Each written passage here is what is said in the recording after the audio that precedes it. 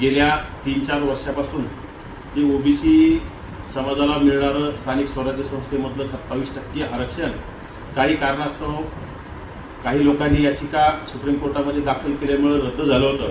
त्या याचिकेवर रिट याचिका ओबीसीचे नेते छगनरावजी भुजबळ साहेब यांच्या माध्यमातून दाखल केली होती।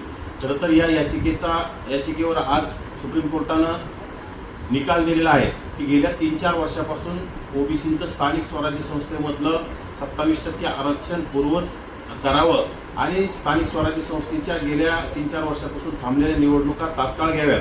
खरं तर या आजच्या सुप्रीम कोर्टाच्या निकालामुळं ओबीसीसह सर्वच घटकांना न्याय मिळणार आहे, कारण 3 ते 4 वर्षापासून ओबीसीचं आरक्षण पुरवत होत नाही तोपर्यंत कुठल्याच निवडणुका होणार नाहीत असं राज्य सरकारने आणि केंद्र सरकारने ठरवलं होतं।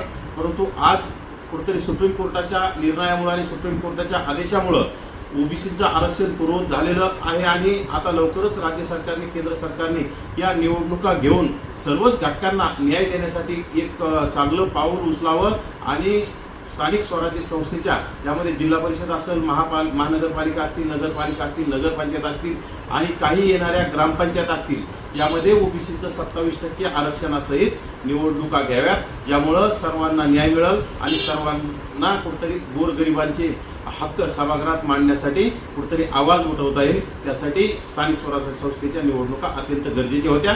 त्या सुप्रीम कोर्टाच्या निकालामुळे कुठेतरी सामान्यांना न्याय मिळत आहे आणि सामान्यांना न्याय मिळणार। लोकशाही मराठी ऐका, पहा, जागरूक रहा।